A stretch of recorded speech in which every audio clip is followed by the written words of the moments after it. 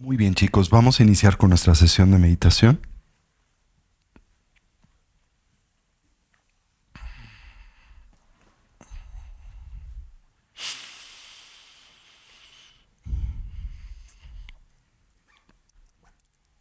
Y como es costumbre, como preámbulo, la yoga de las 9 respiraciones.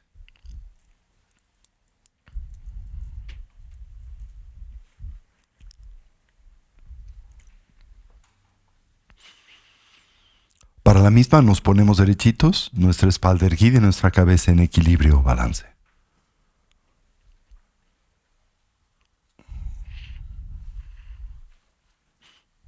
Comencemos por evocar una imagen mental de nuestra forma física. Y para ello introspectivamente recorramos a la misma desde la coronilla de la cabeza hasta las plantas de los pies.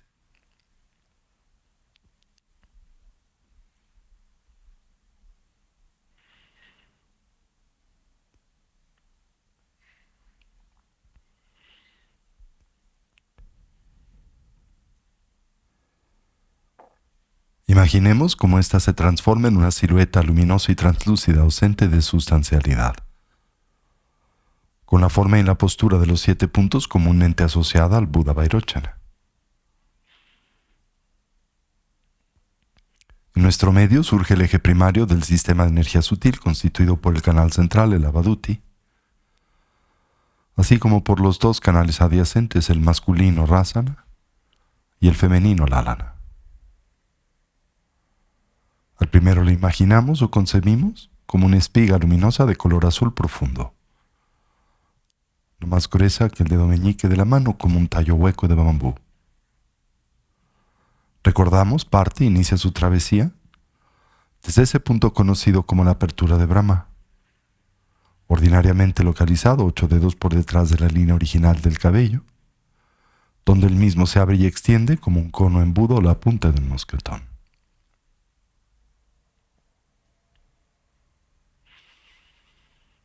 Baja ligeramente por enfrente y paralelamente a la columna vertebral, culminando en ese punto 4 dedos por debajo del ombligo, donde el mismo se cierra y redondea como la punta de un bastón. Los 2 canales adyacentes parten de las fosas nasales. Recordamos, se extienden y suben hasta la coronilla de la cabeza, donde se encorvan como el cuello de un bastón, bajando paralelamente al canal central con el que se conectan en ese punto 4 dedos por debajo del ombligo.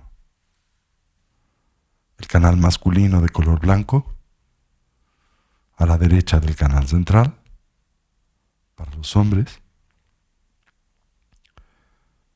y en la posición inversa correspondiente a la fisiología sutil de las mujeres. Con ello en mente nos involucramos con la yoga de las 9 respiraciones, acompañándola de la respiración del jarrón, ánfora o vasija. En esta, al inhalar, intentamos saturar la totalidad de nuestra capacidad pulmonar. Procedemos con la aplicación de la yoga de la retención de la respiración, volteando la atención sobre de sí misma. Intentamos reconocer y descansar en un estado y condición mental emergente, más profundo, atento y concentrado. Subsecuentemente exhalamos con fuerza como si disparásemos una flecha a través de un arco. Decantamos así 30% del prana presente en la parte superior del cono pulmonar, asociado correspondiente a lo que conocemos como el viento kármico, del que dependen las funciones conceptuales dualistas de la mente o conciencia, tanto las positivas como las negativas.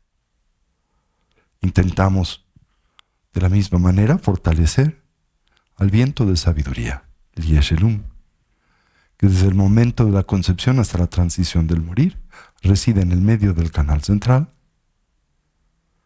y del cual dependen las altas funciones de la mente o cognición.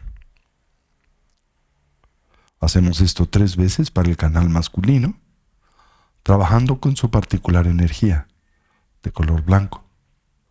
3 para el femenino, energía de color rojo. Y culminamos con la aplicación de la yoga de la gran vasija, el Bumpachen, en la que trabajamos con la energía de color azul, aquella de la no dualidad. En este inhalamos simultáneamente por ambas fosas nasales. Una vez más, retenemos la respiración, respiración del jarrón. Giramos el estómago 7 veces en el sentido de las manecillas del reloj, 7 veces en el sentido contrario. Y así mezclamos los vientos kármicos con el de sabiduría. Exhalamos con fuerza, decantando al viento kármico, y repetimos el proceso 3 veces. Así, presionamos con la yema del pulgar la primera falange del dedo anular y a su vez le abrazamos en el gesto conocido como el puño adamantino. Los dedos índices ligeramente extendidos con los que bloquearemos las narinas de las fosas nasales.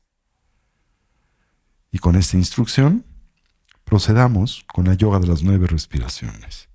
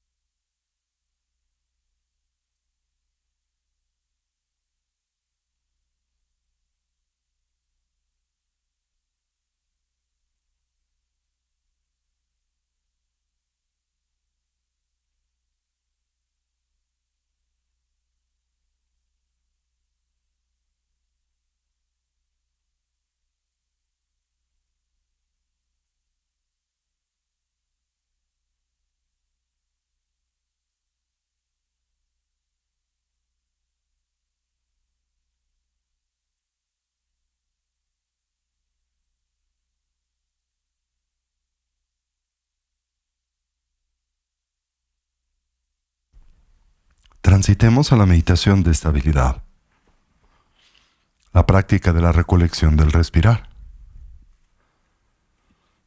En esta, cualquier idea, sensación o estímulo que en nosotros surja la observamos y liberamos. Consciente y lúcidamente intentamos dejarla pasar sin elaborar sobre de la misma. Con suavidad y naturalidad, volvamos la atención o recolección sobre el flujo natural de la respiración. Simultáneamente atendamos a la esfera de las sensaciones táctiles, en especial aquellas naturalmente asociadas a la respiración, comenzando con la relajación. Para ello, introspectivamente recorramos a nuestro cuerpo desde la coronilla de la cabeza hasta las plantas de los pies. Y ahí donde hallemos o identifiquemos cualquier elemento o rastro de ansiedad y tensión, relajémoslo. Si se nos facilita y como un medio hábil a inhalar, imaginemos en nosotros penetra luz y claridad. Concibamos cómo la misma se vierte sobre de esos puntos de tensión y ansiedad. Al hacerlo, los ilumina, los distiende y relaja. Y al exhalar, imaginamos esa tensión nos abandona, como vapor de agua, que espontánea y naturalmente se diluye o desvanece en el vacío. Mantengamos a nuestra recolección, esto es, a nuestra presencia mental, firmemente asida, vinculada al objeto de meditación, el respirar, mientras cultivamos una actitud de atención introspectiva, dirigida hacia la emergencia de los diferentes obstáculos que sabemos dificultan, obstruyen y así obnubilan a la práctica. sobre los que aplicamos sus respectivos antídotos. De experimentar excitación nos concentramos en la exhalación, la sensación gradual o progresiva de tranquilidad y relajación que le acompaña.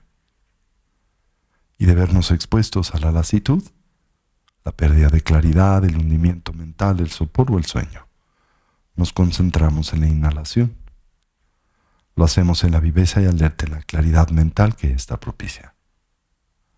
Así orientemos a nuestra mente y cuerpo hacia su estado natural, del todo relajado, libre de tensión, estable y quieto, dotado de claridad y de alerta, de una actitud de vigilancia, mientras atendemos a la respiración sin aferramiento, sin constricción y simultáneamente sin distracción. Establezcamos una transición entre la agitación o el cansancio de la tarde-noche y el estado mental de atención y concentración necesario para el cultivo de las tres sabidurías. La sabiduría del escuchar, que nos conduce a la transformación conceptual, la del análisis y la investigación, que nos permite fortalecer a la experiencia directa, y la de la meditación, que culmina en la plenitud de la integración. Con esta instrucción presente en silencio, dediquémonos a fortalecer esta dimensión y aspecto de la práctica, así toda la atención sobre el respirar.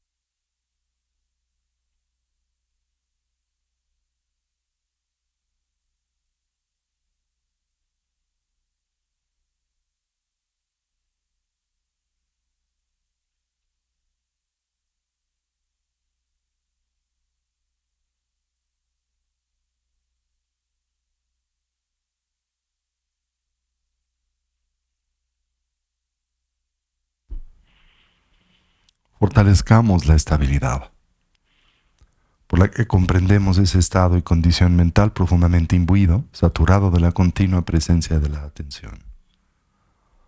Para ello observemos la natural expansión y contracción del diafragma y del abdomen, la cercana relación presente entre ese movimiento y el de la respiración.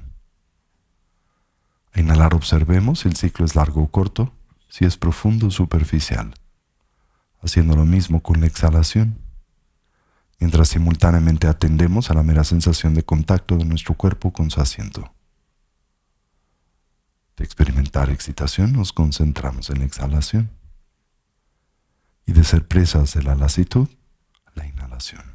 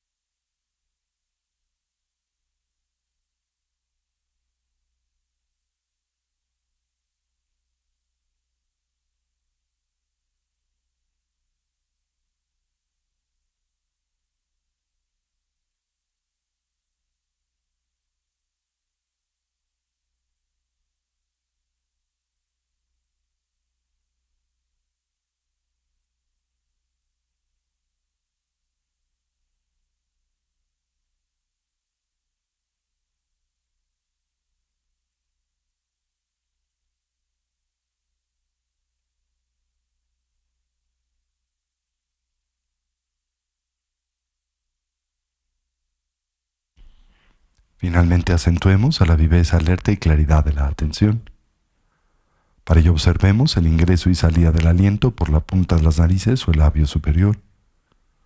La natural sensación de contraste en la temperatura del aliento al entrar y escapar por las fosas nasales. Y si se nos facilita como un medio hábil, la presencia de una pequeña esfera luminosa o ticle en el medio del entrecejo, en la que suavemente focalizamos la atención. Una vez más de experimentar excitación nos concentramos en la exhalación y de vernos expuestos, de ser afectados, dominados por la lasitud, la inhalación.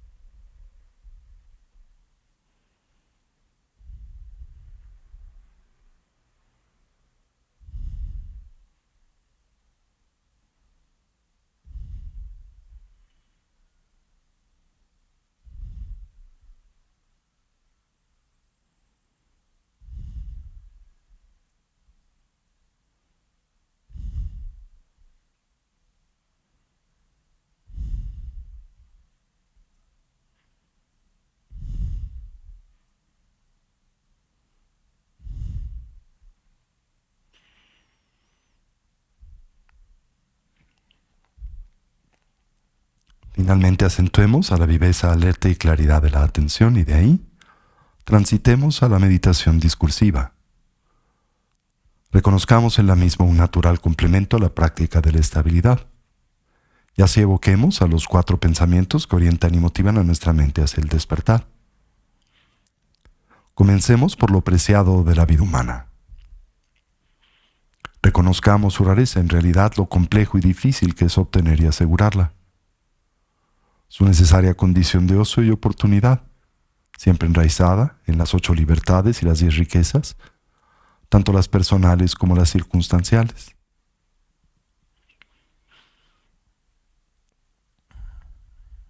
Lo fácil que es perderla, su fragilidad y transitoriedad, y así, la gran más breve oportunidad con la que hoy contamos para intentar imprimir y dotar a nuestras vidas de una dimensión y sentido de genuino significado, el que naturalmente asociamos a la consecución del bienestar genuino a través del medio del estudio y la práctica del Buda Dharma.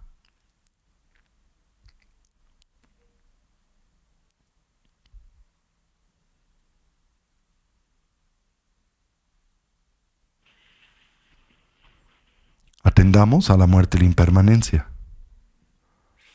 Reconozcamos cómo todo cambia y se transforma instante a instante, momento a momento, y cómo en realidad nada y nadie duran para siempre.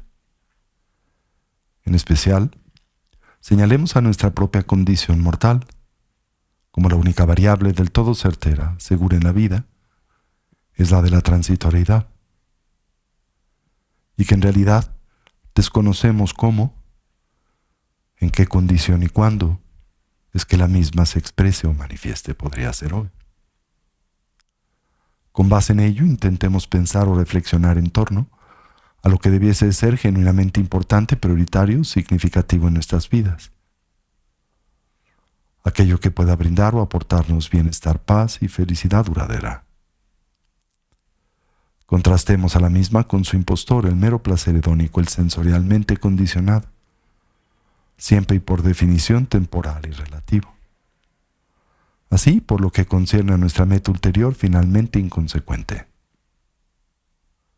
Lo que nos pueda preparar para la muerte, siempre cercana, inminente e inesperada, el adiestramiento mental. Y lo que podamos llevar con nosotros durante la compleja y difícil transición, la del morir. Tan solo la eterna continuidad de la mente o conciencia y con ella sus diversas impresiones, hábitos y tendencias. Determinémonos a fortalecer aquellas positivas o virtuosas, así como identificar, debilitar y trascender a las negativas, las no virtuosas. Y para ello, brevemente exploremos la estructura del karma, las causas y sus consecuencias. Recordemos y entendamos cómo nuestro presente es el natural resultado de nuestra actividad pasada, la de mente, palabra y cuerpo. Y nuestro futuro será el efecto de la suma de nuestra actividad pasada y presente. Es así que todo lo que hacemos, pensamos y decimos se torna en significativo, haciéndonos de todo, esto es, plenamente responsables de nuestra propia vida y vidas, en especial de la experiencia que de estas derivamos, claramente personal, íntima y subjetiva.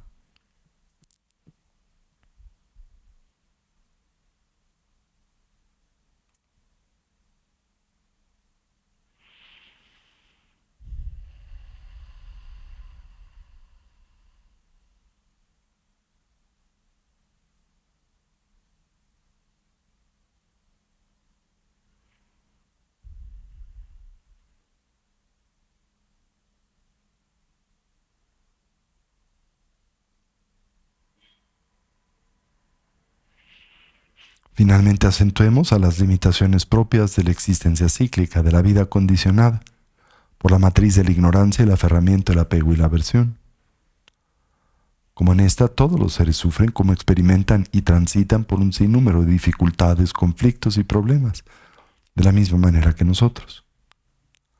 Podemos empatizar con estos, conocemos la experiencia del sufrir y naturalmente desearíamos ser capaces de ayudarles.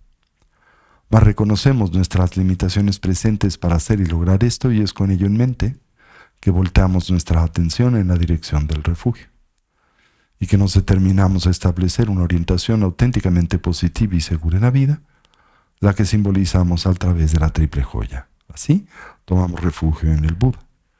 Y lo hacemos no tan solo como un hombre o persona, sino como alguien que representa la naturaleza abierta y clara de la mente, así como sus diversos potenciales evolutivos.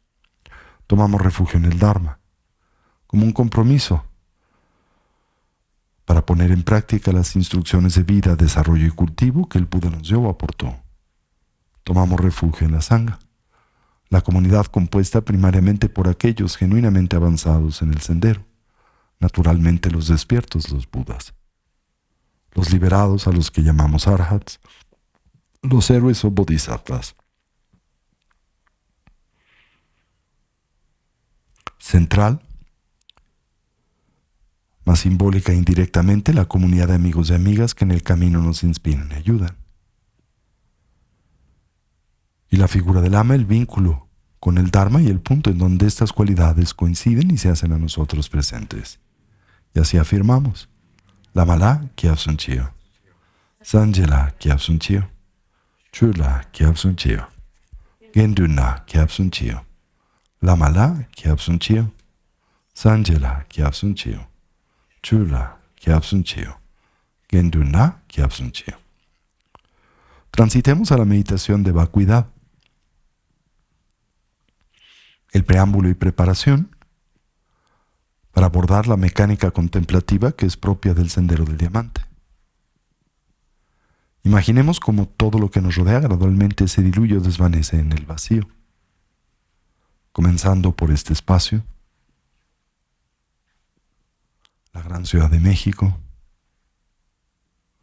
nuestro país, continente y planeta.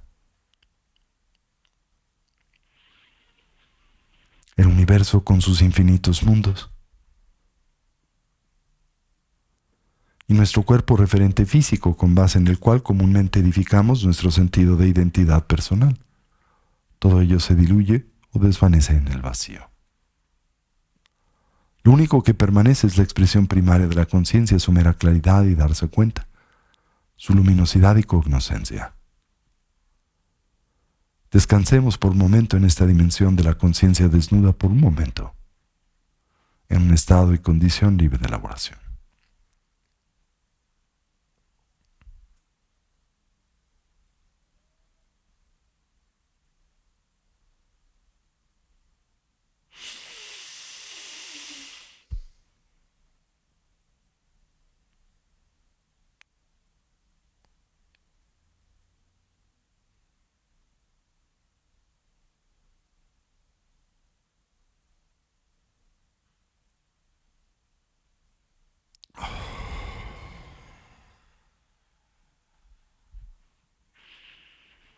Y ahora transitemos a la práctica de la unificación con el principio del despertar, Shakyamuni Buda. Para ello imaginemos, en la primera fase, la de creación o generación, como frente a nosotros, a la altura de nuestro entrecejo y a 1,5 metros, surgen 8 leones de nieve.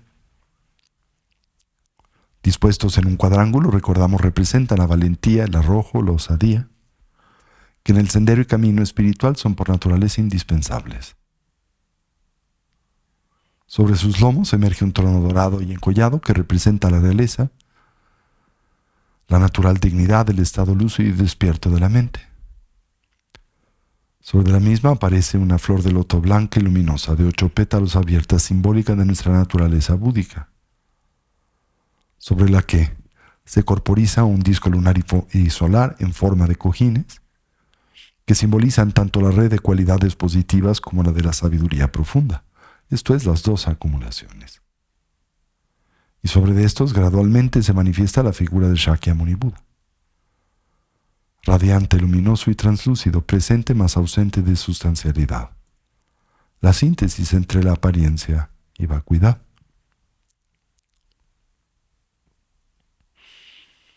Se encuentra sentado en la postura damantina con sus piernas entrecruzadas, simbolizando así la maestría de la fuerza del samadhi, y con la plena funcionalidad mental. Su mano derecha toca la tierra con el dedo medio, haciéndola testiga de su victoria sobre el triple veneno, la ignorancia, el apego y la aversión. La izquierda descansa, abierta sobre su regazo, simbolizando el desarrollo de la concentración unipuntual. Sobre la misma la escudilla, la del renunciante, que simboliza la renuncia. Se encuentra ataviado con la vestimenta propia del bhikshu, elaborada en retacería de tela, simbólica de su victoria sobre los 8 intereses mundanos. Y como todos los grandes seres, los Mahasattvas, despliega el Ushnisha, una pequeña protuberancia sobre la coronilla de su cabeza, simbólica de su actualización, de sus potenciales cognitivos, energéticos y emocionales. Y en el que síntesis de los potenciales que en el sendero deseamos actualizar y obtener, tomamos refugio y le decimos, querido Lama, auxílianos a purificar y a transmutar nuestras limitaciones en oportunidades. Shakyamuni Buda nos sonríe. Se manifiesta contento y satisfecho por la determinación que individual y colectivamente esta tarde-noche a todos nos anima. En consecuencia, a su alrededor surge el campo del mérito, la comunidad de seres despiertos. Miriadas de Budas y Bodhisattvas, seres liberados, dakas, dakinis y protectores. De Giram Shravakas, pratica Budas yogis y yoginis. A nuestro alrededor aparecen innumerables seres sensibles provenientes de los diferentes reinos propios de la existencia cíclica de la vida condicionada. Los seres paranoides, espíritus hambrientos, animales humanos, los seres en contienda y los devas. Pero hoy todos expresándose a través de una apreciada plataforma humana, animados por el espíritu de la emergencia definitiva que en nosotros contagian.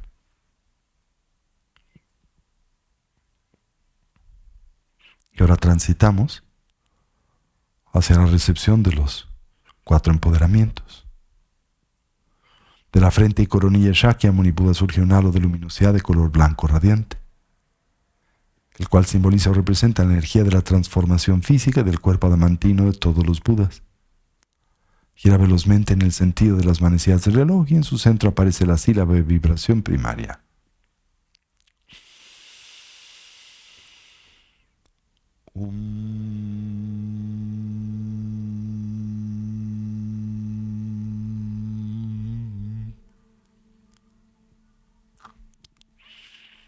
Un poderoso haz de esta luz y claridad es irradiado del Buda hacia nosotros, los seres que nos rodean. Penetra en nosotros como un espeso néctar que recorre las paredes internas de nuestro cuerpo, nos inunda y depura sus impurezas y limitaciones. Lo que sentimos acontece en 3 etapas. En la primera imaginamos nuestras limitaciones físicas presentes salen de nuestro cuerpo por las plantas de los pies, las palmas de las manos, los poros del cuerpo y el ano, como si se tratase de tinta negra y humo negro que al abandonarnos y vertirse sobre la tierra, se transforma en abono. En una segunda etapa imaginamos se purifican nuestras limitaciones físicas potenciales, quizá como ejemplo nuestras debilidades genéticas. Salen de nuestro cuerpo de la misma manera, pero ahora como pus, sangre coagulada y ennegrecida, que al vertirse sobre la tierra en la misma opera como nutriente. Y finalmente sentimos como nuestras limitaciones físicas resultantes de nuestra interacción con diferentes contaminantes ambientales se purifican, los auditivos, gustativos, táctiles y olfativos. Nuestra visión kármica de la vida que nos ata a la existencia cíclica, los eventos ambientales y estelares que nos son detrimentales, las acciones físicas negativas que hemos proyectado sobre otros o nosotros mismos. Todo se purifica. Donde sea pertinente aplicamos las fuerzas y poderes de oposición, reconociendo en las mismas el corazón de la purificación, el arrepentimiento que no es culpa, la determinación de enmienda, la aspiración y deseo de poder reorientar a nuestras vidas en la dirección positiva y segura que hemos simbolizado a través de la triple joya, la necesidad de cultivar una mentalidad altruista que nos permita trascender el egoísmo y de corregir el daño que a través del cuerpo hayamos propiciado en otros o en nosotros mismos. Y mientras sentimos esto, experimentamos la fuerza vibratoria de la sílaba Om dentro de nosotros 3 veces.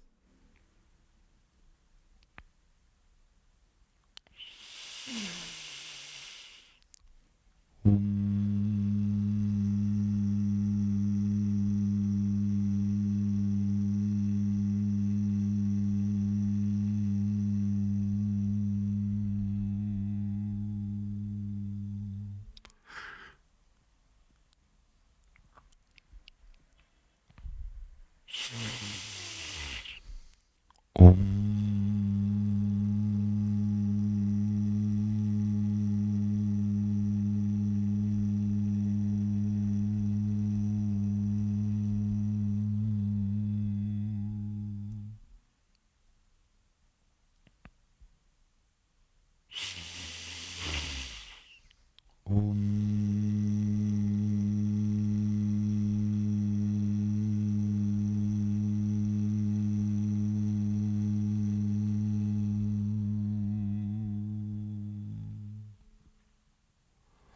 Por el poder de la luz blanca, imaginamos, sentimos nuestras limitaciones físicas, las propias, las de los seres que nos rodean, se han visto purificadas.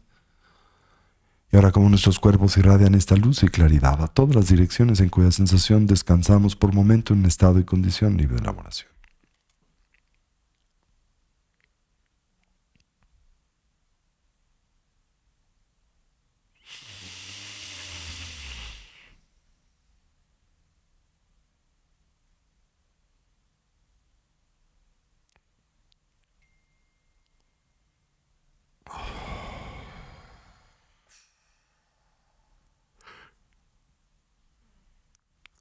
Y ahora imaginamos o sentimos cómo se lleva a cabo el proceso de la purificación verbal o comunicativa. Toda tendencia hacia el uso de un lenguaje que divide y daña, que se muestra habitualmente irreflexivo o que distorsiona y exagera la realidad, en especial cuando nos vemos movidos por fines autocentrados y egoístas.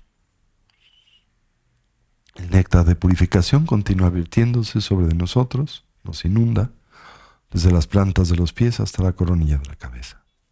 Y ahora imaginamos de la garganta de el Buda surge un halo de luminosidad de color rojo radiante, el cual simboliza o representa la energía de la transformación verbal de la hablada mantina de todos los Budas.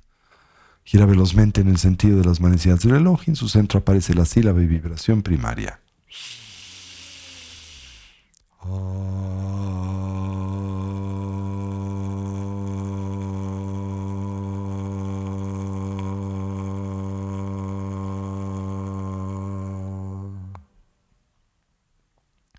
Un poderoso haz de esta luz y claridad es ahora irradiado de la garganta del Buda a nuestra propia garganta y boca, a la de los seres que nos rodean. Penetra en nosotros como un espeso néctar que nos inunda, desde las plantas de los pies hasta la coronilla de la cabeza. En la superficie de este néctar emergen esferas oscuras que representan nuestras limitaciones verbales y comunicativas. Toda tendencia hacia el uso de un lenguaje que divide, que daña, que se muestra irreflexivo, o que distorsiona y exagera la realidad con fines autocentrados y egoístas. Y donde sea pertinente aplicamos las fuerzas, los poderes de oposición. Y mientras sentimos esto, experimentamos la fuerza vibratoria de esta sílaba dentro de nosotros 3 veces.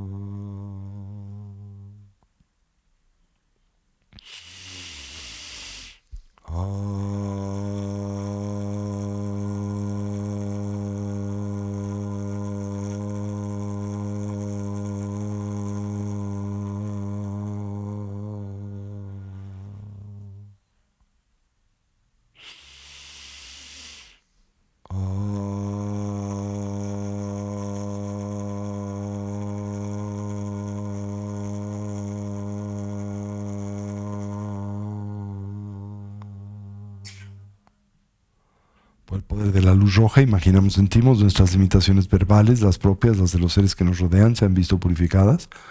Y ahora, como nuestros cuerpos irradian esta luz y claridad a todas las direcciones en cuya sensación descansamos por momento, en un estado y condición libre de elaboración.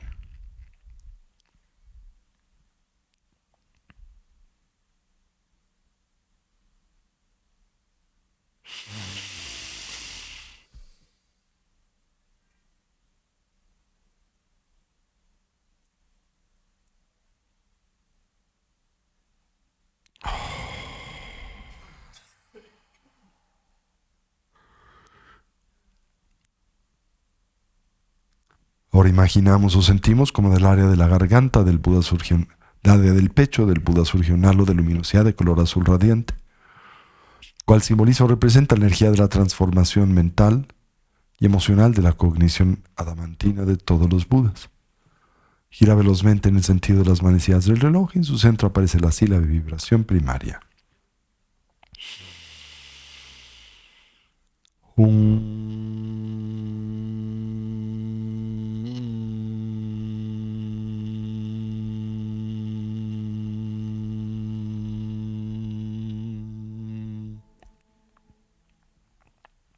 Un poderoso haz de esta luz y claridad es ahora irradiado del pecho del Buda hacia nuestro propio pecho. Penetra en nosotros, depura nuestras impurezas mentales y emocionales. Y mientras sentimos esto, experimentamos la fuerza vibratoria de la sílaba Hum dentro de nosotros 3 veces. Y donde sea propicio, aplicamos las fuerzas y poderes de oposición ante toda forma y expresión de ignorancia, aferramiento, apego y aversión, y en especial la cognición dualista y su natural consecuencia, la reificación.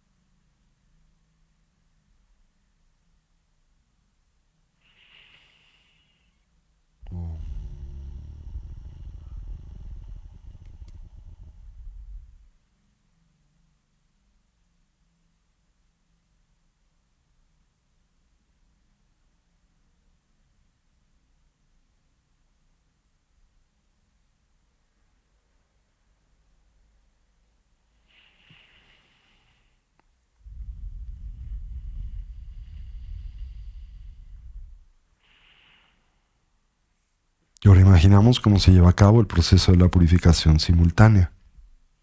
Cualquier remanente en nuestras impurezas físicas, mentales y comunicativas se ve purificado. En nosotros se plantan las semillas para eventual consecución de la red de cualidades públicas, los kayas, y nuestro cuerpo se transforma en una matriz de luz y claridad multicolor. Y mientras sentimos esto, experimentamos la fuerza vibratoria de estas 3 sílabas dentro de nosotros 3 veces.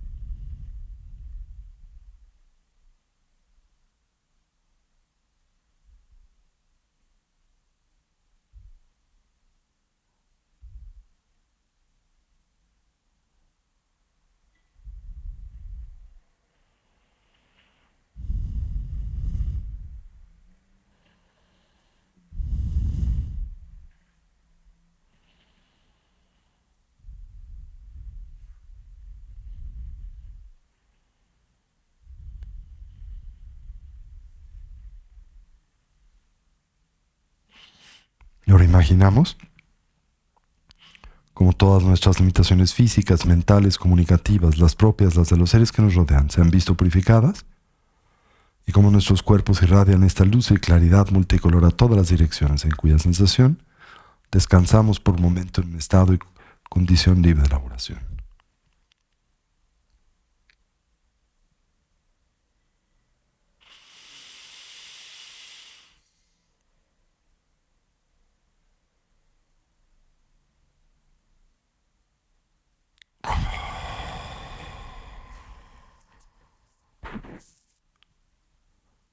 Y contemplando al Buda le decimos: querido Lama, auxílianos a purificar y a transmutar nuestras limitaciones en oportunidades. Shakyamuni Buda nos sonríe y afirma: queridos hijos e hijas de la buena familia del Mahayana, a través de esta práctica, en efecto, sus limitaciones se ven purificadas. Y ahora transitamos a la fase de integración. Budas y Bodhisattvas se disuelven en luz y claridad, penetran por la coronilla de la cabeza de Shakyamuni, incrementan su luz y presencia por 1000. Los 8 leones de nieve se disuelven en el trono dorado en la flor de loto en el disco lunar y solar, y esto es en Shakyamuni Buda. Ahora Shakyamuni Buda se disuelve en luz y claridad, penetra por la coronilla de nuestras cabezas y reaparece en el medio del corazón, con sus ojos bien cerrados, lo cual emulamos. Imaginamos cómo nuestros vientos sutiles, nuestras energías vitales, así como nuestras esencias vitales, o las gotas neurales, los bindus, descienden por la parte superior del cono pulmonar, de la gota indestructible, de el eje primario del sistema de energía sutil, de color blanco, y ascienden al canal central, aquellas femeninas de color rojo. En el instante en que escuchamos el palmear de las manos, Shakyamuni Buda abre sus ojos. En ese momento, vientos sutiles, gotas neurales, se concentran en la gota indestructible. Esta se fisura y libera a la luz clara de la mente esencial, la cual tratamos de reconocer y en la que buscamos descansar por un momento.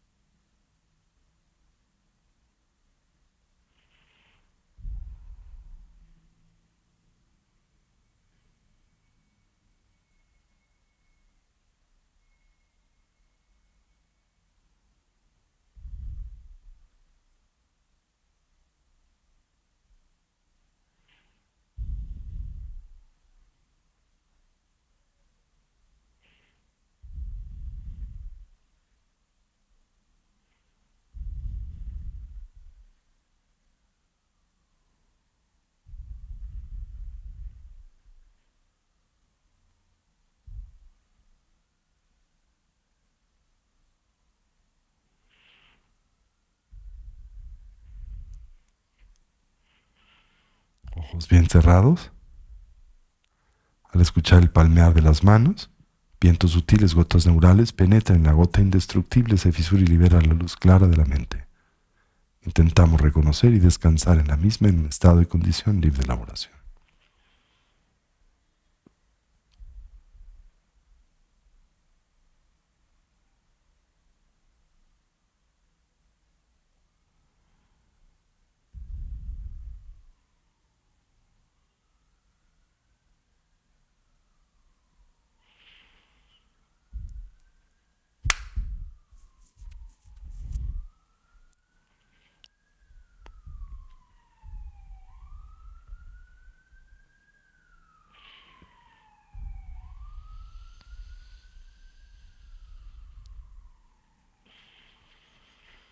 Y así terminamos por dedicar el mérito.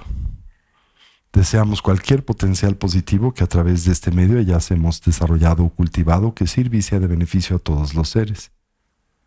Que podamos todos actualizar nuestros potenciales como trascender nuestras limitaciones. Que una mentalidad altruista pueda nacer donde no ha nacido y se incremente donde ya existe. Que todos los seres puedan ser felices y dejar de sufrir. Y que pronto todos podamos actualizar la conciencia omnisciente y compasiva de un Buda, no solo en nuestro propio beneficio, sino en especial en el de aquel de los que nos rodean. Así es. Así es. Así es.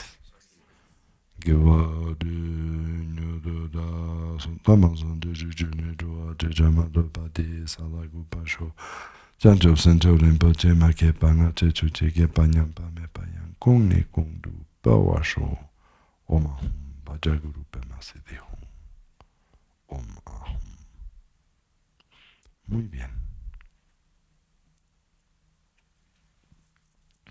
Traemos de vuelta nuestra atención.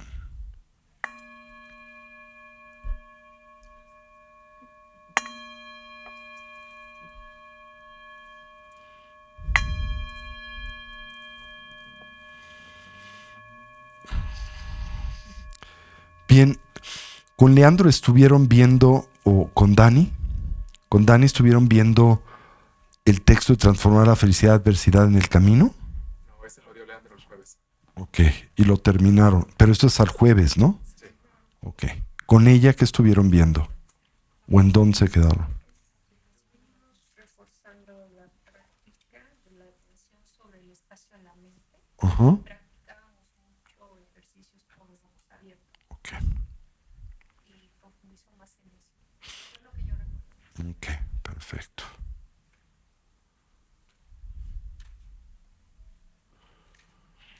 Entonces, vamos a volver a la aplicación de la atención sobre de la mente. ¿Verdad?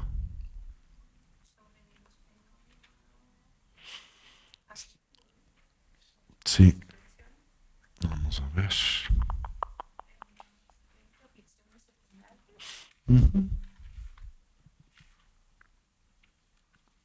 Aquí estamos.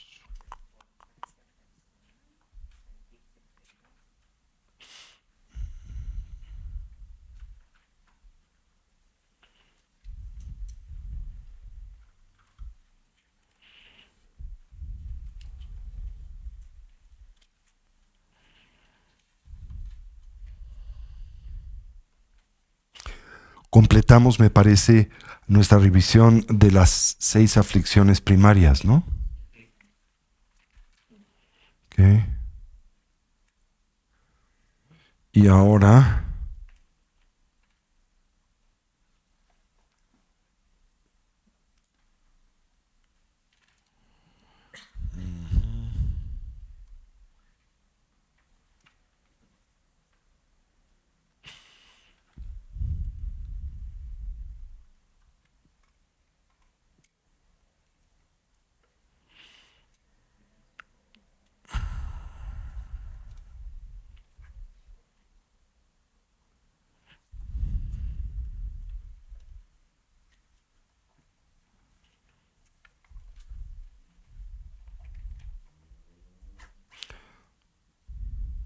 sí, creo que nos quedamos en esto. Sí. Bien.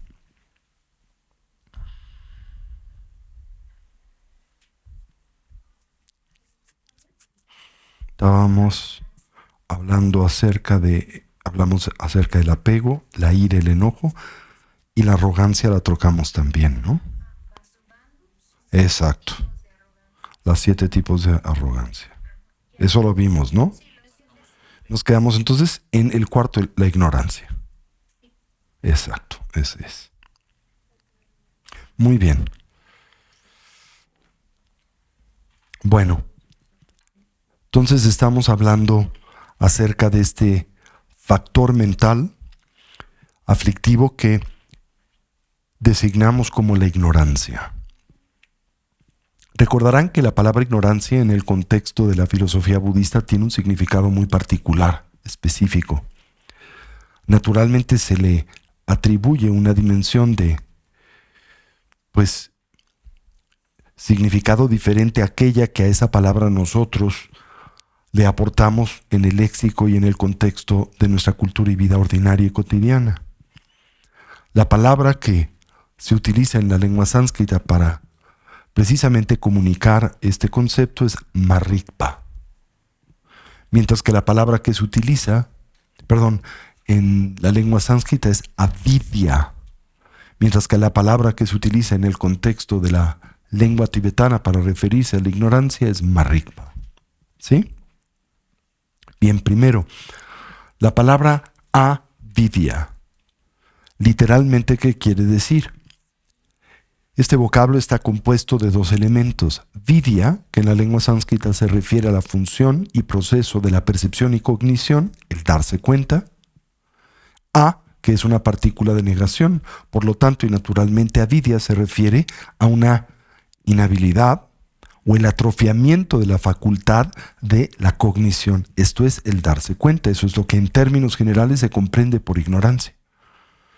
El término tibetano que utilizamos para referirnos a la ignorancia es marikpa. Similarmente, rikpa quiere decir, en este contexto, cognición, percepción. Por cierto, este rikpa no es el mismo que se utiliza para hablar o señalar la naturaleza esencial de la conciencia o la mente primigenia. Se escriben diferentes, son homónimos, pero con una ortografía alternativa. La palabra para la naturaleza esencial de la mente se escribe solo R-I-G, rig, ¿verdad? Mientras que la palabra para cognición se escribe R-I-G-S, rigs, aunque la S es muda en la estructura gramatical tibetana, ¿sí? Entonces, la palabra marikpa se refiere similarmente al término avidya, ma, partícula de negación, rig, cognición o percepción, una inhabilidad o el atrofiamiento o la negación de la cognición y la percepción. Un significado adicional tiene que ver con también el término rikpa, ¿sí? Que en este contexto, en otra palabra que también se escribe diferente pero suena igual, es homónima, significa familia. Por lo tanto, alternativamente, cuando hablamos acerca de la ignorancia en el contexto de la psicología budista, por la misma nos referimos a una especie de distanciamiento y por lo tanto también divorcio de la familia. Y en este contexto el término familia es simbólico de la realidad. Por lo tanto, el término para ignorancia en la lengua tibetana se refiere no solamente al atrofiamiento de la facultad de la cognición, su inhibición, sino al distanciamiento del individuo de la realidad, esto es, de las cosas como son. Como hemos previamente dilucidado, la ignorancia se refiere entonces a una crónica inhabilidad. Para poder dilucidar, para poder entender y decodificar con claridad ¿qué? La realidad, la manera en que las cosas son. Hemos dicho simultáneamente que existen diferentes tipos de ignorancia, pero que primariamente a esta se le dividen dos grandes categorías, de nueva vez en el contexto de la presentación primaria de la psicología budista, como son la mente y sus factores, este tema o tópico que tocamos en el contexto de la aplicación de la atención sobre la mente, ¿sí? La ignorancia pasiva, que se refiere o señala primariamente un mero desconocimiento, y la ignorancia proyectiva o proactiva, que se refiere a un proceso dinámico de distorsión.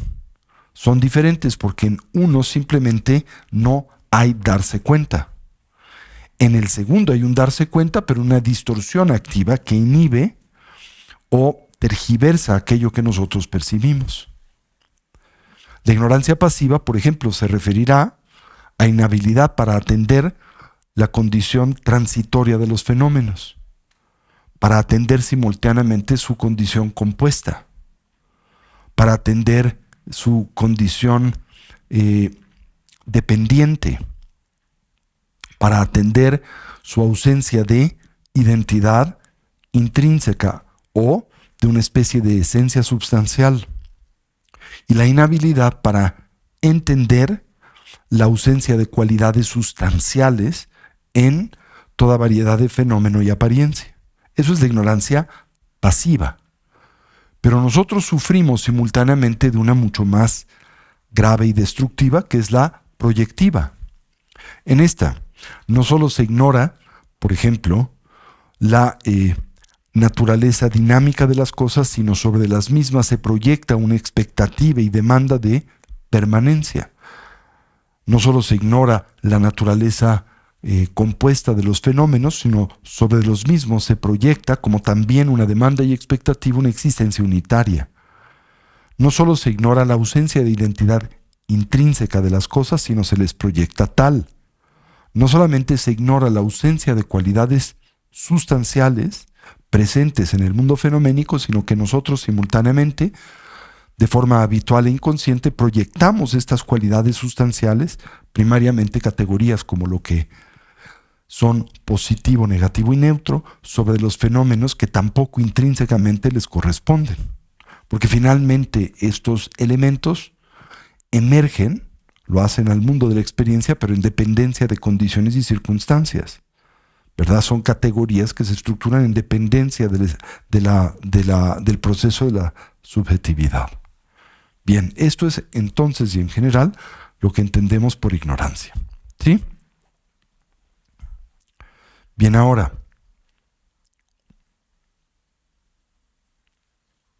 simultáneamente esta ignorancia está asociada a otra aflicción que es la duda. Aunque en este contexto no describiremos a la duda aflictiva como un factor mental específico, sino la duda aflictiva en esta estructura la veremos como una dimensión de la ignorancia. ¿Ok? ¿Se acuerdan que previamente hemos hablado acerca del cómo comúnmente nosotros sufrimos la presencia de diferentes tipos de aflicciones, ¿no? Y dentro de las aflicciones llamadas raíz, encontramos no solo a la ignorancia, sino a la duda aflictiva. Bueno, aquí, en este esquema, a la duda aflictiva no le estamos planteando y postulando como un factor mental independiente, como lo haríamos en el contexto de las 6 aflicciones, sino a la duda aflictiva la presentaremos, esto es así tradicional, como un aspecto o dimensión de la ignorancia. Y por cierto, utilizamos el término la duda aflictiva para distinguir esta dimensión de la duda de una que no es negativa, ¿verdad? Por ejemplo, la duda metódica, que se utiliza en el contexto de todo tipo de cuestionamiento e investigación, como por ejemplo es el científico, se concibe en el contexto de la tradición budista como indispensable elemento y herramienta de la correcta cognición y el desarrollo perceptual. Así que ese tipo de duda de ninguna manera se señala o condena. Es otro tipo de duda el que se concibe conflictivo y problemático, que es, insisto, el que aquí denominaremos la duda aflictiva, y que contemplamos como un aspecto y dimensión de la ignorancia. ¿Sí? Bien, ahora,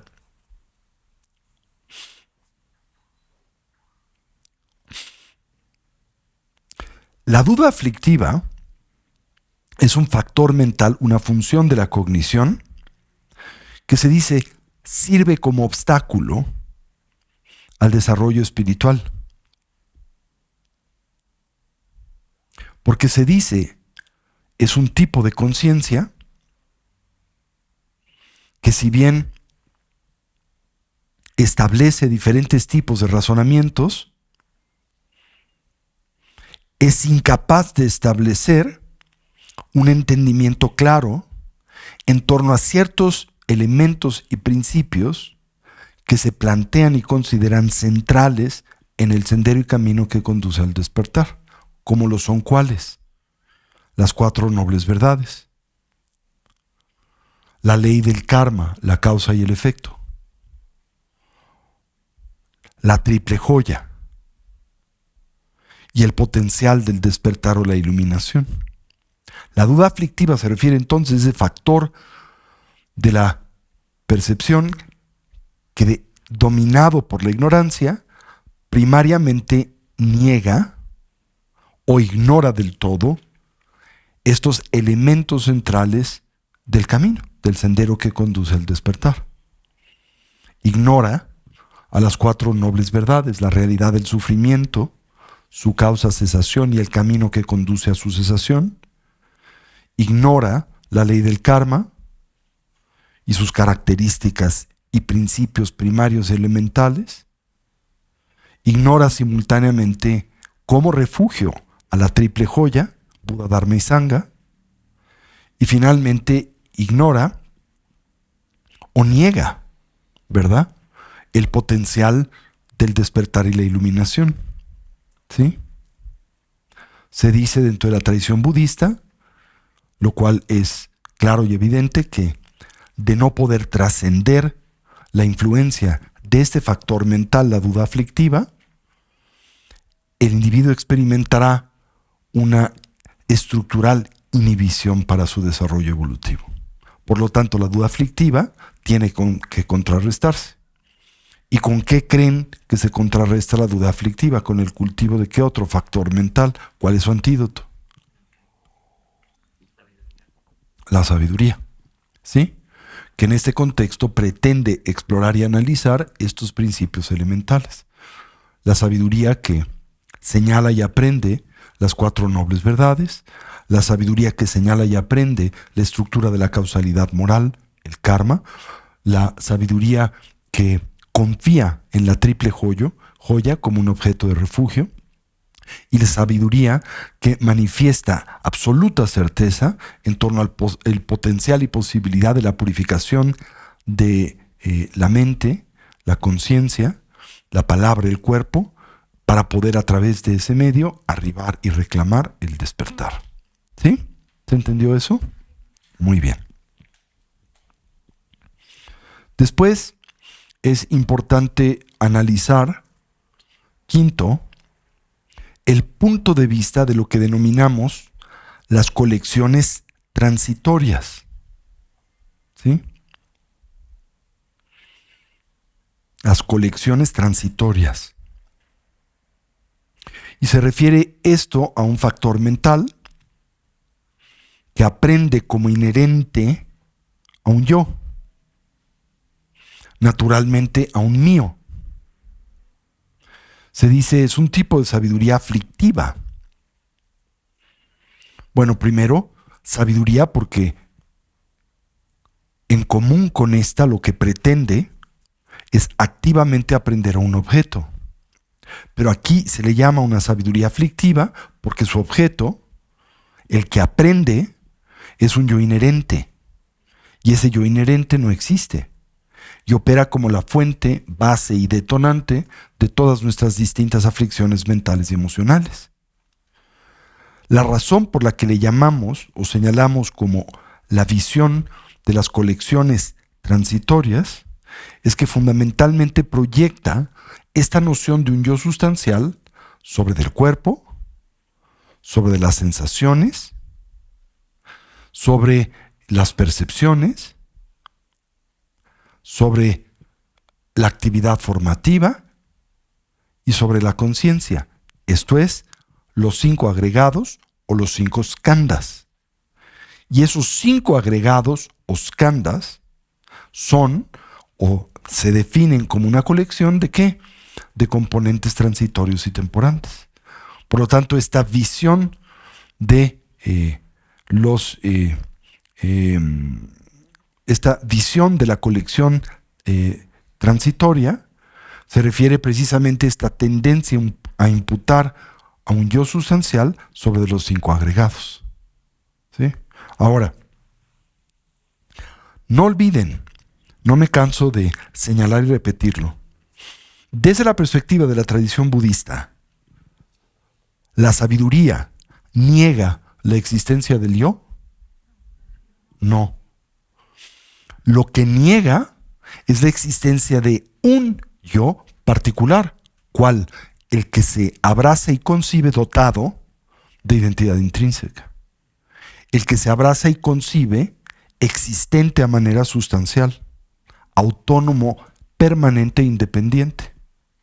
Aquel que comúnmente y de forma inconsciente e inercial proyectamos sobre la colección de componentes transitorios. Estos son los referentes que comprenden en buena medida, en términos generales, a nuestra personalidad, nuestro cuerpo y mente, que nos comprenden a nosotros como personas, ¿no? Ahora, Si bien estos agregados son referentes primarios del yo, ¿de qué naturaleza son? Precisamente se les llaman o se les describe y señala como una colección de componentes transitorios y temporales. Si lo piensan, en ese señalamiento está presente la totalidad de la clarificación. Primero se les llama una colección. ¿Eso qué quiere decir? Son elementos que como existen. Uno, de forma compuesta. No serían una colección de no ser compuestos. ¿Se entendió eso? Entonces se les llama una colección de componentes, después se les señala transitorios. ¿Y transitorios qué quiere decir? ¿Cuál es su condición? Son impermanentes. Están sujetos de forma constante y recurrente al cambio y la transformación. Una colección entonces de componentes transitorios y finalmente temporales. Eso quiere decir no duran para siempre, ¿verdad? En contraste, esta concepción del yo, ¿verdad?, como intrínseco inherente, se concibe permanente, se concibe unitario y se concibe como autónomo e independiente. Y es esa particular concepción del yo la que detona las aflicciones y es esta la que nos vincula, ata y nos determina en el samsara. Eso es el samsara. ¿Se entendió eso? Por lo tanto, este factor mental, el punto de vista o la visión de la colección transitoria, se refiere precisamente a esa función también consecuente de la ignorancia que nos lleva a imputar identidad intrínseca sobre los 5 agregados. Cuando los 5 agregados, por definición, dado el hecho de que son, ¿verdad?, entidades compuestas y dinámicas, cambiantes, no pueden albergar ni sostener una identidad intrínseca. La identidad que pueden albergar y sostener tiene que ser de su misma naturaleza y siendo su naturaleza transitoria, así también tendrá que ser la identidad que sostiene. ¿Se entendió eso? Bien. Esta ignorancia es central. Bien. Sexto, otro tipo de ignorancia. Ahora es la ignorancia que sostiene una visión o punto de vista que se aferra a los extremos.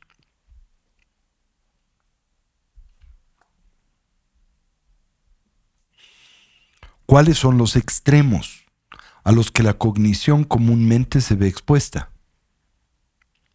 El primero es la interpretación en torno al hecho de que los fenómenos existen concordantemente a su apariencia. ¿Y cómo es que los fenómenos ordinariamente a nosotros aparecen, tanto los externos como los internos, como permanentes?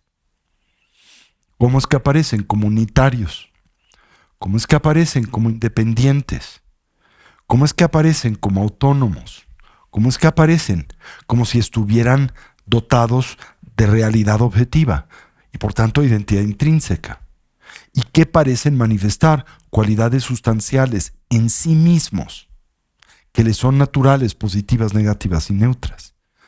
Pero la realidad es que los fenómenos existen exactamente a manera opuesta a como aparecen. Aparecen, decíamos, como permanentes, pero son impermanentes. Aparecen como unitarios, pero son compuestos. Aparecen como independientes, pero son dependientes. Aparecen como estáticos, pero son dinámicos. Aparecen como si careciesen de identidad, aparecen como si poseyesen identidad intrínseca, pero no la tienen. Parecen poseer cualidades sustanciales, pero esas cualidades emergen en dependencia de la estructura y proyección de la cognición subjetiva. ¿Sí? ¿Se entiende eso? Entonces, un primario extremo propio y característico de la cognición es el de atribuir realidad sustancial a las apariencias, todas, externas e internas. Atribuir realidad sustancial a las apariencias es afirmar que éstas existen como a nosotros se presentan por sí mismas, desde su propio lado, del todo y completamente independientes a la cognición e interpretación subjetiva y temporal que de las mismas hacemos. Dependiente de una variedad de factores cognitivos como por ejemplo lo son nuestros sentidos, que naturalmente propician una dimensión de subjetividad. Por ejemplo, nuestros sentidos operan de forma distinta a la de otras formas de vida o encarnación, ¿no? Por ejemplo, nuestro sentido visual está afinado de una manera distinta y tiene un marco de referencia cognitiva, un espectro visual distinto y más limitado que el que, por ejemplo, atiende un perro. Así podemos señalar también la cognición auditiva, gustativa, táctil y olfativas. En nosotros, esas herramientas cognitivas que son nuestras bases sensoriales operan a manera subjetiva, porque lo hacen en dependencia de la estructura de nuestra humanidad. ¿Se entendió eso? Entonces, vemos a las apariencias como si fuesen permanentes, o las vemos como si fueran independientes. ¿De qué?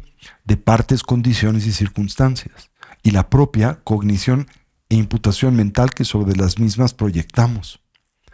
Las percibimos simultáneamente como unitarias cuando están compuestas de partes. Las percibimos como si tuvieran una identidad intrínseca. Por ejemplo, al ver el gong, tienes la sensación de que existe absoluta y completamente unitaria, permanentemente como gong, inconsciente en torno al hecho de que no hay nada en la estructura de ese objeto que sea gong en sí, porque la gongueidad emerge en dependencia de la relación del objeto y el perceptor, el observador, que así le etiqueta en dependencia de condicionamientos y necesidades temporales y de cultura. ¿Sí? No hay tal cosa como la gongueidad.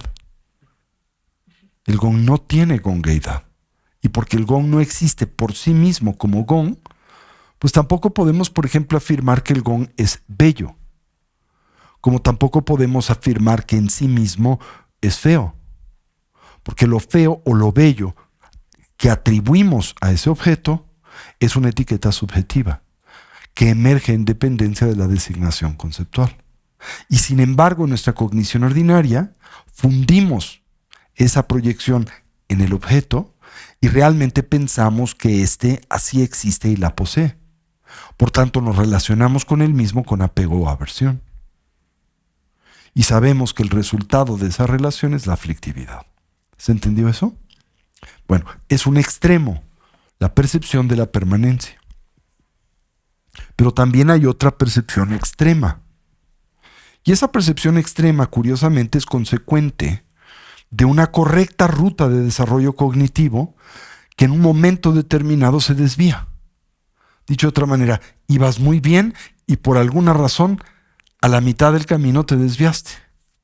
¿En qué contexto vas bien? En el contexto del entendimiento de la vacuidad, concepto central para la dilucidación de la realidad, ¿no? Este es el concepto central del Mahayana y es la doctrina primaria de la segunda puesta en movimiento de la rueda de la doctrina budista, la instrucción que el Buda dio en el pico de los buitres en Rajgir, ¿sí? Cuando uno explora a la vacuidad, analiza la ausencia de identidad intrínseca de los fenómenos.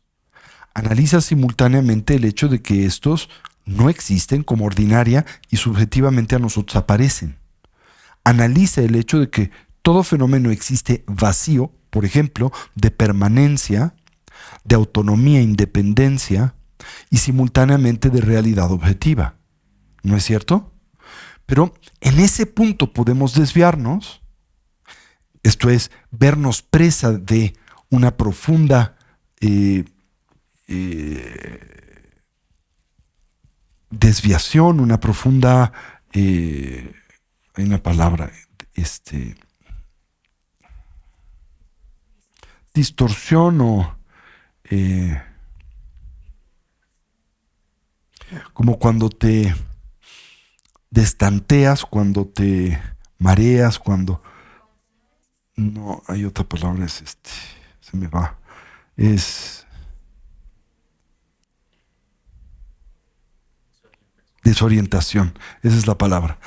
Cuando te desorientas, experimentas una desorientación, ¿sí? Y en esa desorientación concluyes equivocadamente que porque en efecto las apariencias carecen de identidad intrínseca, no existen. ¿Sí? No existen del todo. Porque el vaso no tiene vaciedad, no hay vaso. ¿Sí? Esa es una postura extrema. A esa postura se le llama la de la negación de la existencia. Y eso es lo que describimos a través del término occidental nihilismo. Esa es una postura extrema, equivocada, tergiversada. ¿Sí?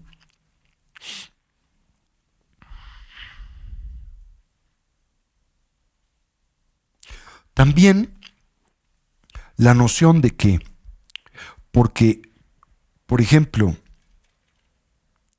el yo es transitorio, impermanente, sostener que durante la transición del morir, ese yo, y por lo tanto el individuo del todo, desaparece y no continúa.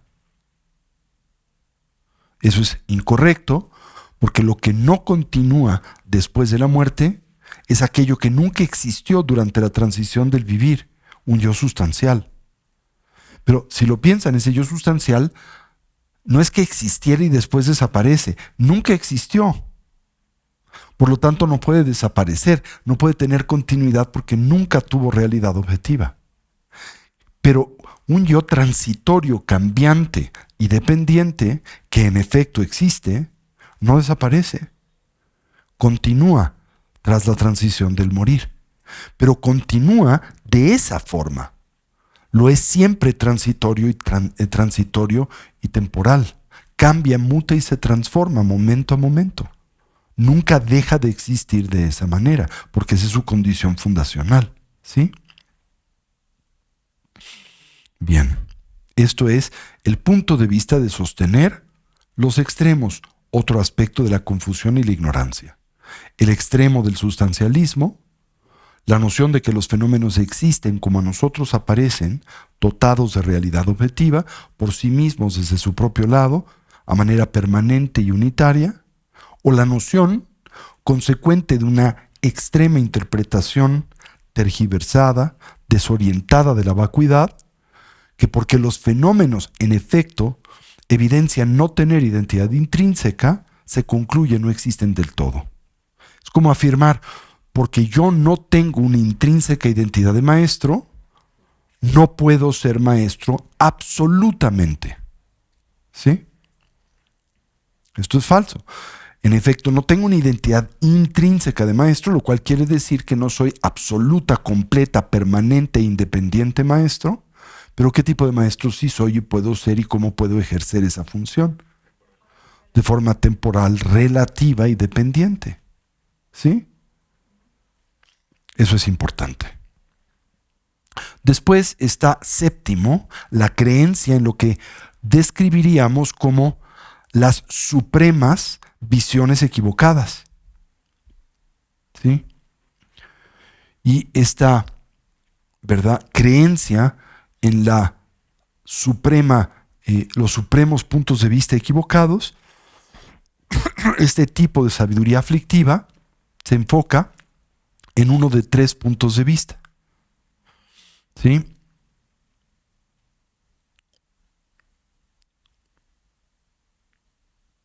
Esto es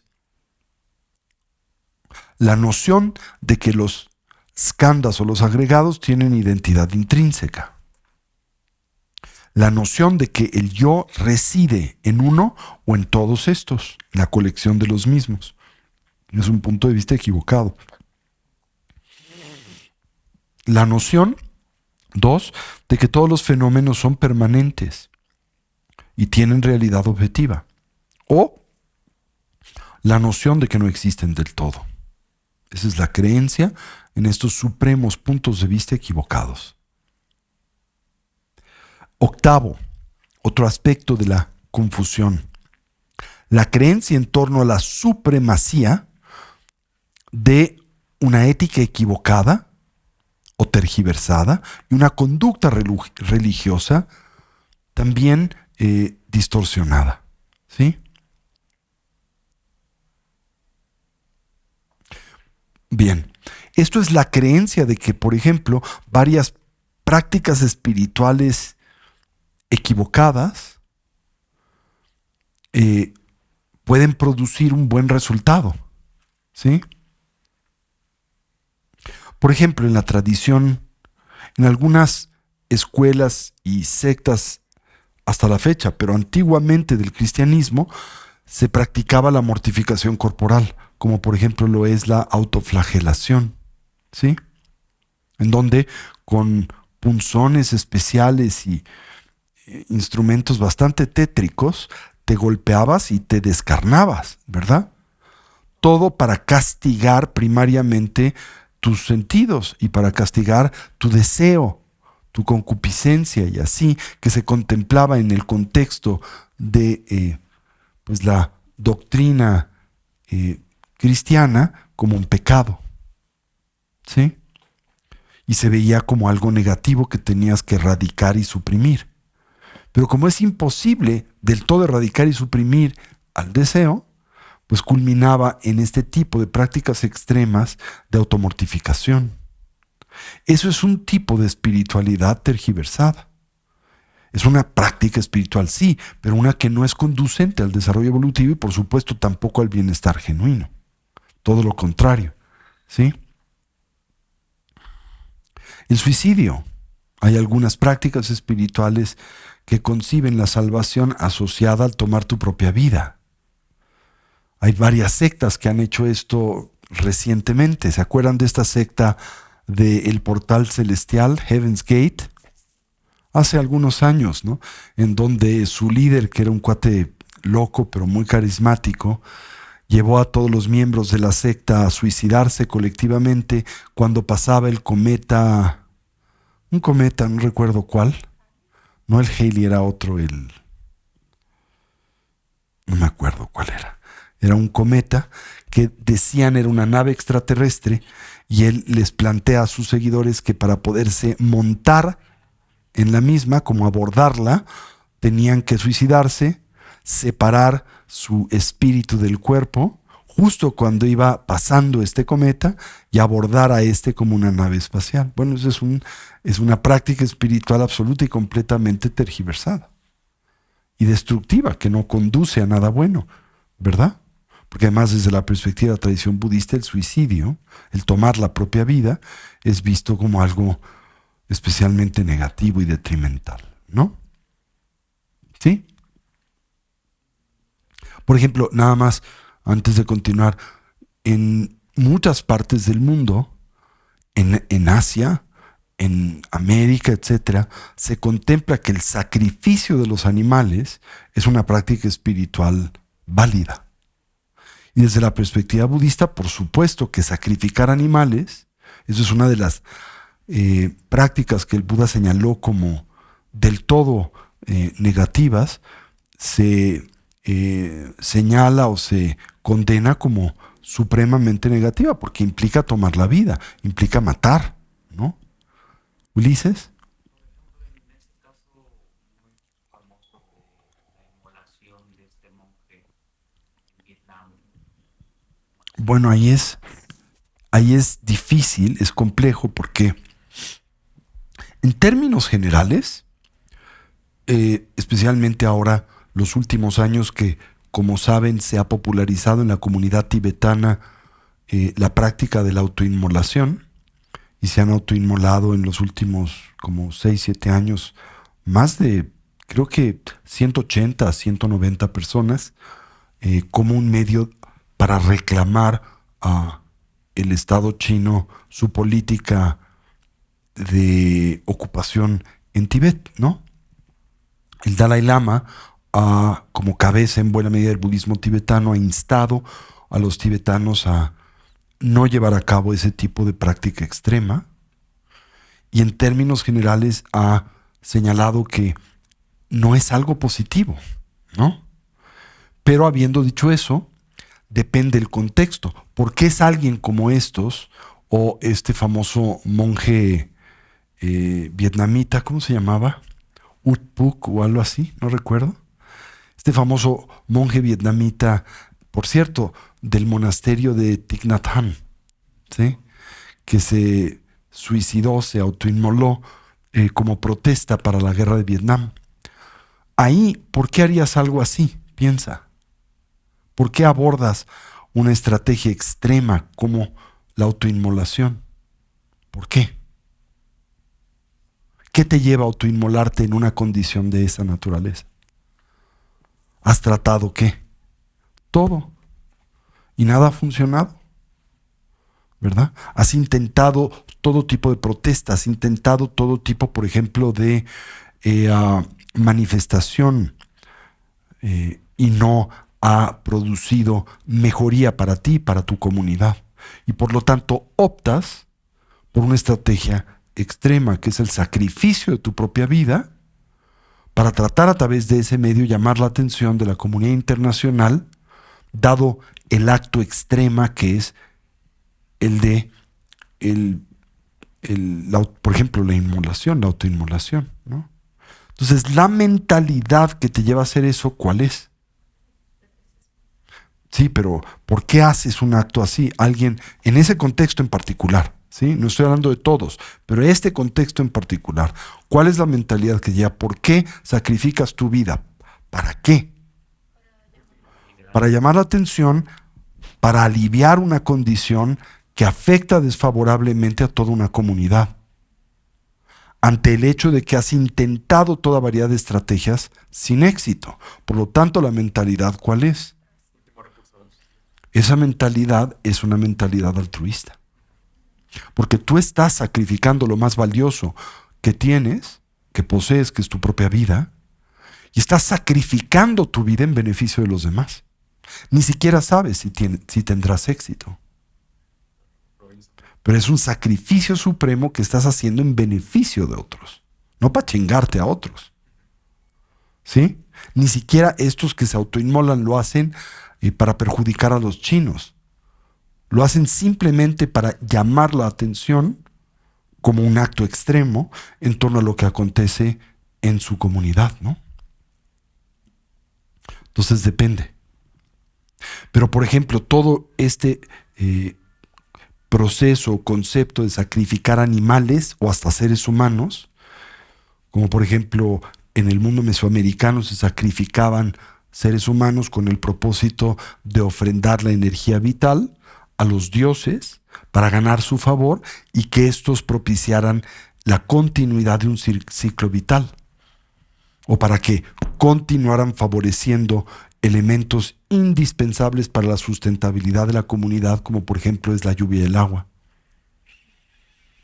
o les resguardara del conflicto y la guerra. Para todo eso se sacrificaban seres humanos, ¿no? Desde la perspectiva budista, naturalmente, una actividad de esta naturaleza es negativa y no propicia el resultado que se busca, ¿verdad? Eso es una creencia suprema, equivocada, religiosa. Y ética, ¿verdad? Recuerdo, por ejemplo, a la figura de uno de los discípulos más cercanos del Buda, Angulimala, muy famosa, y que ha sido utilizado históricamente muy a menudo para ilustrar varios principios elementales de la ética budista, ¿sí? Angulimala era un practicante espiritual muy serio, pero que se cuenta tenía por maestro a un hombre que era muy celoso. Y al ver que Angulimala tenía enorme talento espiritual y se encontraba rápidamente avanzando hacia su propia liberación, movido por los celos, esto es porque éste lograra lo que él no había podido lograr o lo hiciese antes que él, decide frenarle. Y para frenarle aprovecha a manera perversa, en el contexto de la cultura espiritual brahmánica india, la suprema devoción que este individuo tenía para su maestro. Y entonces abusando de esa devoción, le insta a llevar a cabo una práctica perversa y le promete a través de ese medio logrará lo que busca, la última fase de su desarrollo y el reclamo de la liberación, del samsara, ¿no? Y la práctica que su maestro le recomienda a Angulimala, le dice, para poderse liberar, muy perversa, es que tiene que cortar el dedo meñique de 1000 personas, usarlo como una especie de ornamento, como de collar, o sea, tomar esos dedos que va cercenando, amputando de sus víctimas y ponerlos en un collar, y cuando coleccione 1000 va a iluminarse. Ahora, Angulimala no era pendejo. Entonces se preguntarán por qué accede a esa petición que claramente es contraria al sentido común. Y eso es lo triste. ¿Lo hace en consecuencia de qué? La excepcional devoción que tiene a su maestro. Y esa devoción le hace no cuestionar lo que le pide. Claro, pueden ustedes arguir, y con razón, que de todas maneras uno tiene esa responsabilidad, ¿no? Pero eso simplemente lo que pretende es señalar cuán perversa es una instrucción de esta naturaleza, cuando tú te aprovechas de la confianza que alguien te tiene para hacer algo negativo. Ahora, olvídense de algo tan extremo como este evento de la vida de Angulimala, ¿sí? ¿Cuántas veces nosotros abusamos de la confianza que otros nos tienen para mentir? Para decir una mentira, porque sabes que esa persona la va a creer. Y te aprovechas de su vulnerabilidad. ¿Sí? Esto es algo muy negativo, ¿verdad? Para ti. Y es una práctica espiritual equivocada. Evidentemente Angulimala no logró el despertar a través de matar a 1000 personas, ¿no?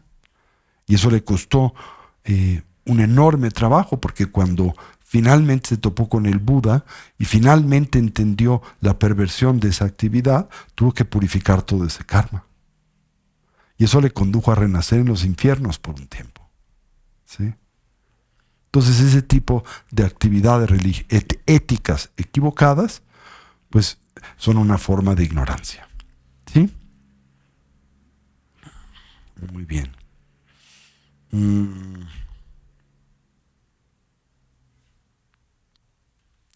Se me ocurre otra.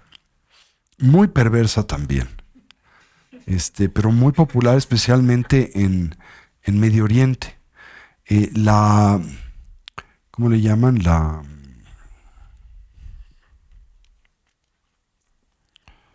Hay una palabra. Pues el mutilar sexualmente a una mujer, ¿no? La clitoridectomía. ¿Han oído hablar de ella? Este es un procedimiento, una mutilación muy común en comunidades islámicas de África, en donde se contempla que la sexualidad de una mujer, o que una mujer al expresar su sexualidad está pecando, y para inhibir esto se le mutila sexualmente, se le extirpa, se le corta el clítoris. ¿Sí? Pero esto está perfectamente justificado porque está dentro de, por ejemplo, el Corán. Y porque así lo dice el Corán, se contempla como una instrucción positiva y por lo tanto una adecuada práctica espiritual. Eso es claramente una práctica espiritual equivocada, perversa, supremamente perversa y éticamente equivocada. O se me ocurre otra. Prácticas espirituales como aquellas que desplegó la Santa Inquisición al matar o quemar a los que concebían infieles o que habían violado algún principio eclesial. ¿Sí? Eso es también una práctica espiritual, porque se concibe espiritual en resguardo de la fe, pero es absoluta y completamente negativa. O lo que le hicieron a Galileo también, ¿no? A través de la autoridad eclesial, obligarle a renunciar, lo pusieron en arresto domiciliario y le obligaron su amenaza de juicio y muerte, el hablar abiertamente de su teoría astronómica. También eso es una práctica espiritual perversa, una forma de ignorancia. ¿Sí? Ok.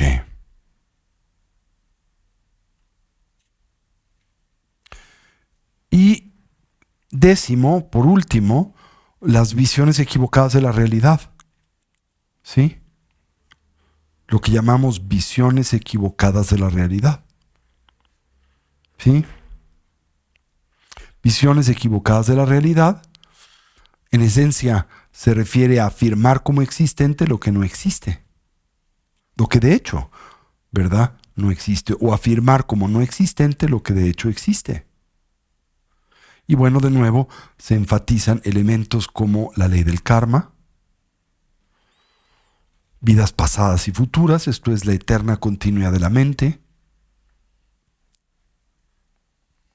la noción de que la causa de la existencia de los seres sensibles es un acto divino de creación, muy importante concepción en las tradiciones teístas, o la existencia de una especie de esencia primordial en los seres, que al mismo tiempo opera como un fundamento para sostener la identidad intrínseca.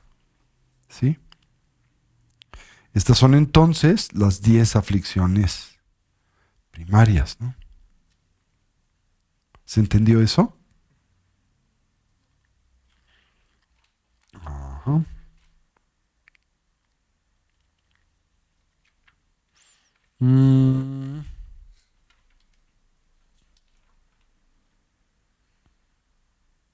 Entonces, hablamos acerca del apego, hablamos acerca de la ira, hablamos acerca de la arrogancia, la ignorancia, la duda aflictiva, ese punto equívoco de vista depositado sobre la colección transitoria de los skandhas, la visión que nos lleva a sostener puntos de vista extremos de la realidad, la creencia en una suprema equívoca visión o punto de vista, la creencia suprema en una forma equívoca de ética o conducta religiosa y los puntos de vista equivocados. ¿Sí? Son 10. Apego, ira, enojo, arrogancia, ignorancia y duda aflictiva. Estas son lo que también comúnmente se llaman las 5 no puntos de vista. Y después los 5 puntos de vista son el punto de vista en torno a la colección de componentes transitorios y temporales, el punto de vista que sostiene visiones extremas, la creencia en una suprema visión equivocada, la creencia en una ética y conducta religiosa equivocada y los puntos de vista equivocados en general.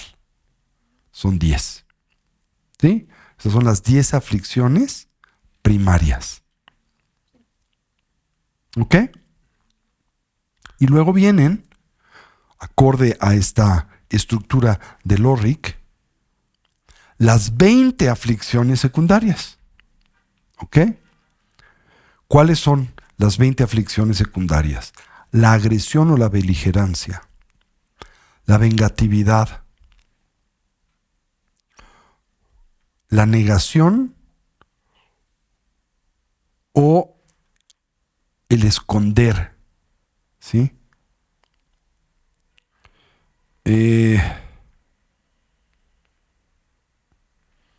¿Cómo se dice esta en español?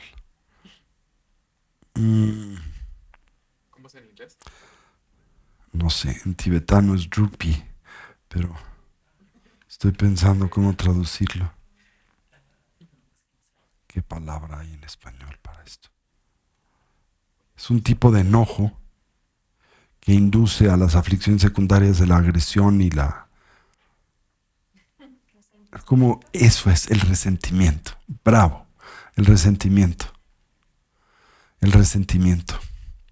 Los celos, la avaricia, la importancia personal,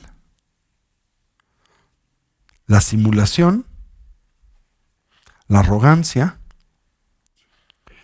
la tendencia a ser dañino, la falta de vergüenza, la ausencia de consideración, el letargo, la excitación aflictiva, la ausencia de confianza o fe, la pereza, la ausencia de conciencia, la falta de atención, el no recordar las cosas, el olvidar, el olvido, la ausencia de alerta y la ausencia de introspección y la distracción. Esas son las 20 aflicciones secundarias que, si gustan, podemos abordar la semana próxima. Todo esto en el contexto de este calendario, de esta, digamos, exposición de los factores mentales que se exploran dentro de la aplicación de la atención sobre la mente y sus fenómenos. ¿Ok? Muy bien.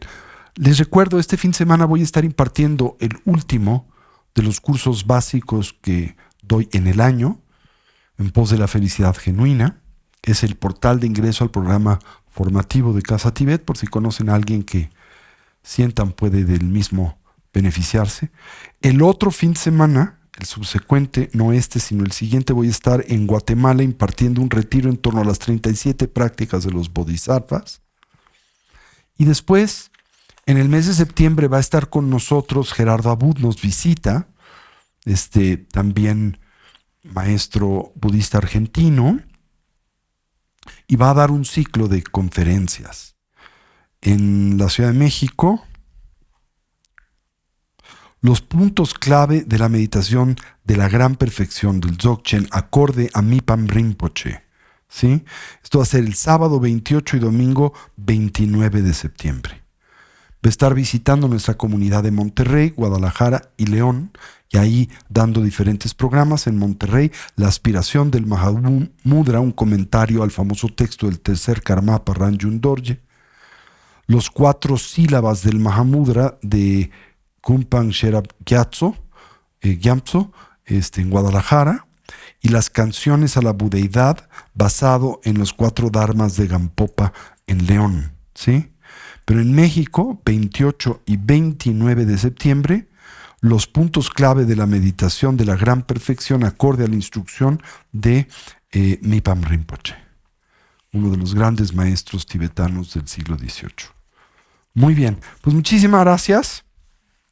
Dejémoslo aquí esta noche y dediquemos el mérito, deseemos cualquier potencial positivo que a través de este medio ya hemos desarrollado o cultivado, que sirva y sea de beneficio a todos los seres. Que podamos todos actualizar nuestros potenciales y podamos trascender nuestras limitaciones.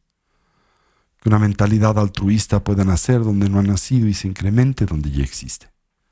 Que todos los seres puedan ser felices y dejar de sufrir, y que pronto todos podamos actualizar la conciencia omnisciente y compasiva de un Buda, no solo en nuestro propio beneficio, sino en especial en el de aquel de los que nos rodean. Así es. Así es. Así es.